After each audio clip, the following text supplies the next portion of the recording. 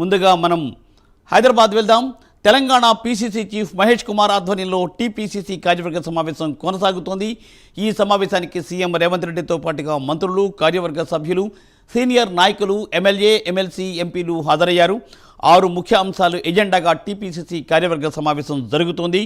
మాజీ AICC incharge Deepa Das Munshi సేవలకు ధన్యవాదాలు తెలియజేసే తీర్మానం, అలాగే నూతన ఏఐసీసీ ఇన్ఛార్జి మీనాక్షి నటరాజన్తో పరిచయం వంటి ప్రధాన అంశాలపై ఈ సమావేశం ప్రధానంగా ఫోకస్ చేయనుంది. దీనిపై ఎక్స్క్లూజివ్ ఫీల్డ్ రిపోర్ట్ అజీం అందిస్తారు. అజీం.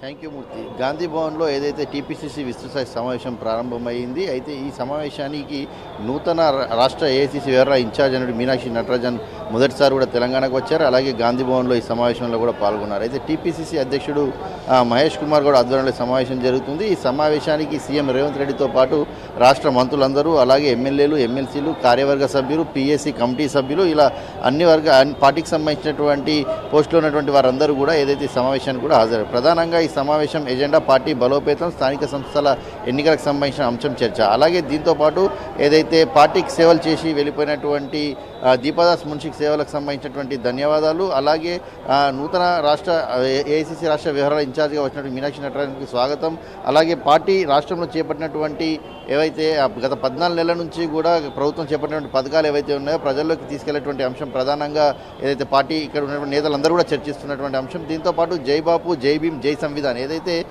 దేశంలో బీజేపీ ప్రభుత్వం ఏదైతే డెమోక్రసీని పూర్తిగా, కాన్స్టిట్యూషన్ని పూర్తిగా దెబ్బతీస్తుంది, కాన్స్టిట్యూషన్ని ఫాలో అవ్వడం లేదనే ఒక నినాదంపై కాంగ్రెస్ పార్టీ ఇప్పటికే అనేక కార్యక్రమాలు చేసుకుంటూ వచ్చింది. లోక్సభ ప్రతిపక్ష నేత అయినటువంటి రాహుల్ గాంధీ కూడా దీనిపై అనేక సార్లు మాట్లాడారు.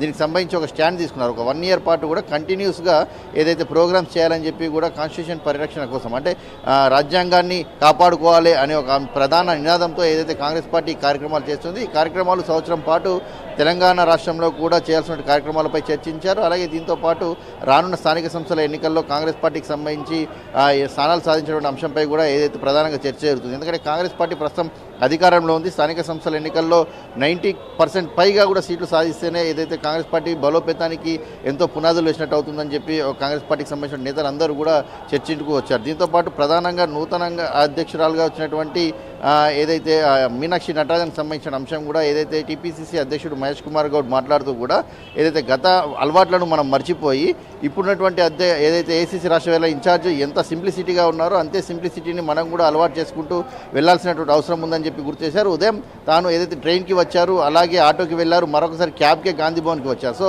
ఇలా మనం కూడా హంగులు, ఆర్భాటాలు లేకుండా ఏదైతే కేవలం పని మీద దృష్టి పెట్టాల్సిన అవసరం ఉంది. కాంగ్రెస్ పార్టీ బలోపేతానికి, అలాగే ప్రభుత్వం చేపడుతున్న సంక్షేమ పథకాలు ఏవైతే ఉన్నాయో సంక్షేమ పథకాలన్నింటినీ కూడా ప్రజల్లోకి పూర్తి స్థాయిలో తీసుకెళ్లేటువంటి అంశాలపై కూడా ఏదైతే చర్చ జరుగుతుంది. దీంతో పాటు కాంగ్రెస్ పార్టీ ప్రతిష్టాత్మకంగా తీసుకున్నటువంటి కులగణన సర్వే ఏదైతే ఉందో ఈ సర్వేకి సంబంధించిన అంశంపై కూడా చర్చ జరిగింది. దేశంలో ఎప్పుడూ లేనటువంటి విధంగా 1931 తర్వాత మొదటిసారి తెలంగాణ రాష్ట్రంలో కాంగ్రెస్ పార్టీ అధికారంలోకి వచ్చిన తర్వాత ఏదైతే కులగణన సర్వే చేయించింది, ఈ కులగణన సర్వేకి సంబంధించి చాలా క్లారిటీగా ఇప్పటికే పీసీసీ అయినటువంటి మహేష్ గౌడ్ కావచ్చు, అలాగే సీఎం రేవంత్ రెడ్డి అందరూ కూడా చాలా క్లారిటీగా వివరించారు. ఈ సర్వే ఎలా జరిగింది, ఏందనే దానిపై కూడా పూర్తి క్లారిటీ ఇచ్చారు. దీంతో పాటు 42% బీసీ రిజర్వేషన్ సంబంధించిన అంశంపై కూడా ఏదైతే పీసీసీ విస్తృత సమావేశంలో చర్చకు వచ్చింది. సో బీసీలకు రానున్న స్థానిక సంస్థ ఎన్నికల్లో కాంగ్రెస్ పార్టీ ఏ రకంగా అయితే మాటిచ్చిందో, రాహుల్ గాంధీ ఎలా అయితే చెప్పారో అలాగే 42% రిజర్వేషన్ని అమలు చేయాల్సినటువంటి బాధ్యత పార్టీపై ఉంది. కాబట్టి అది అమలు చేసుకుంటూనే దాంతోపాటు ఎస్సీ వర్గీకరణకు సంబంధించిన అంశంపై కూడా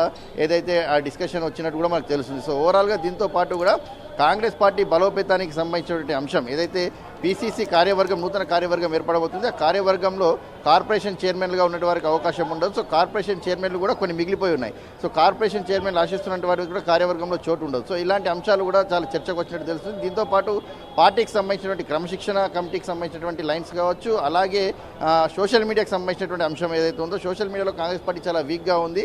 అటు బీజేపీ మాత్రం చాలా ఫాస్ట్గా ఉంది. బీజేపీతో పాటు రాష్ట్రంలో బీఆర్ఎస్ కూడా చాలా ఫాస్ట్గా ఉంది. ఏదైతే కాంగ్రెస్ పార్టీ ఆ స్థాయిలో కూడా సోషల్ మీడియాని కూడా ఏదైతే డెవలప్ చేయాల్సిన అవసరం ఉంది. ఎందుకంటే వాళ్ళ టీం అంతా కూడా చాలా పర్ఫెక్ట్గా ఉంది. మనం కూడా అలాంటి టీంని తీసుకొచ్చి మనం కట్టడి చేయాల్సిన అవసరం ఉంది. ఎందుకంటే కాంగ్రెస్ పార్టీ సంక్షేమ పథకాలు ఇప్పటికీ మనం చూసుకున్నట్లయితే 56,000 ఉద్యోగాలు కేవలం ఒక 14 నెలలోనే కాంగ్రెస్ పార్టీ ఇచ్చింది. అలాగే 40,000 కోట్లకు పైగా రైతులకు రుణమాఫీకి సంబంధించుకోవచ్చు, రైతు భరోసా కావచ్చు, ఏదైతే వ్యవసాయ కూలీలకు రైతుకు సంబంధించిన అంశం కావచ్చు, ఇలాంటి అనేక కార్యక్రమాలు, దాంతోపాటు గ్యారంటీలుగా ఇచ్చినటువంటి స్కీమ్స్ అయితే ఉన్నాయి. ఉచిత బస్సు, 500కే గ్యాస్, అలాగే ఉచిత కరెంటు 200 యూనిట్స్ వరకు, ఇలాంటి అనేక సంక్షేమ పథకాలను కాంగ్రెస్ పార్టీ అమలు చేస్తుంది, కానీ ప్రజల్లోకి తీసుకెళ్లడంలో పూర్తిస్థాయిగా విఫలమవుతుంది. సో సోషల్ మీడియాని కూడా అంతే బలోపేతంగా వాడాల్సిన అవసరం ఉందని చెప్పి కూడా కాంగ్రెస్ పార్టీకి సంబంధించిన నాయకులు అనేక మంది ఏదైతే టీపీసీసీ విస్తృత స్థాయి సమావేశంలో సూచనలు చేసినట్టు కూడా తెలుస్తుంది. సో ఓవరాల్గా పార్టీ బలోపేతం, పార్టీ క్రమశిక్షణ, అలాగే పార్టీ చేస్తున్నటువంటి పథకాలు, పార్టీ చేస్తున్నటువంటి అభివృద్ధి పనులు, ఏదైతే ప్రభుత్వం చేసినటువంటి అన్ని పథకాలను కూడా ప్రజల్లోకి తీసుకెళ్లాల్సిన ఒక అంశంపై ప్రధానంగా చర్చ జరిగింది. దీంతో పాటు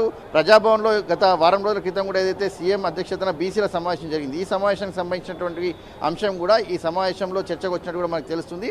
మేము అంటే కాంగ్రెస్ పార్టీ అధికారంలోకి వచ్చిన తర్వాత 42% రిజర్వేషన్ పార్టీ చెప్పినట్టు కావచ్చు, రాహుల్ గాంధీ గారు చెప్పినట్టు కావచ్చు, ఏదైతే అమలు చేయడానికి సిద్ధంగా ఉన్నాం. సో బీసీ నేతలందరూ కూడా ఖచ్చితంగా గ్రామాల్లో పెద్ద ఎత్తున ఈ 42% రిజర్వేషన్కి కులగణకు సంబంధించిన అంశాన్ని కూడా పెద్ద ఎత్తున తీసుకురావాల్సిన అవసరం ఉందని చెప్పి కూడా ఈ సమావేశంలో అందరూ కూడా చెప్తూ వచ్చిన పరిస్థితి మనకు కనిపిస్తుంది. అయితే నటరాజన్ కూడా మధ్య మధ్యలో మాట్లాడుతూ కూడా ఏదైతే పార్టీకి సంబంధించిన క్రమశిక్షణ లైన్స్ ఖచ్చితంగా అందరూ పాటించాల్సిందని చెప్పుకుంటూ వచ్చారు. అలాగే నటరాజన్ వచ్చిన తర్వాత ఒక వీడియో కూడా రిలీజ్ చేయడం కూడా జరిగింది. ఈ వీడియోలో చాలా స్పష్టంగా చెప్పారు, పార్టీలో విభేదాలు ఉంటే ఉండొచ్చు, కానీ విభేదాలు ఖచ్చితంగా సద్దుమణుగుతాయి. కాంగ్రెస్ పార్టీ, రాహుల్ గాంధీ, ఖార్గే అందరూ కూడా తనకైతే ఏ బాధ్యతలు ఇచ్చారో ఆ బాధ్యతల్ని ఖచ్చితంగా సంపూర్ణంగా నిర్వహిస్తాను, పార్టీ బలోపేతానికి తన వంతు కృషి చేస్తానని చెప్పి కూడా అటు నటరాజన్ చెప్పుకుంటూ వచ్చారు. సో ఓవరాల్గా కాంగ్రెస్ పార్టీకి నేతలు అంటే సీనియర్ లీడర్స్, మినిస్టర్స్ అందరూ కూడా మాట్లాడుకుంటూ పార్టీ బలోపేతం, అలాగే జై బాపు, జై భీమ్, జై సంవిధానికి సంబంధించినటువంటి చేయాల్సినటువంటి కార్యక్రమాలు, పార్టీకి సంబంధించినటువంటి ప్రభుత్వానికి సంబంధించినటువంటి ప్రవేశపెట్టిన పథకాలన్నీ కూడా ప్రజల్లోకి తీసుకెళ్లాలని చెప్పి కూడా ఏదైతే చర్చిస్తున్నారు.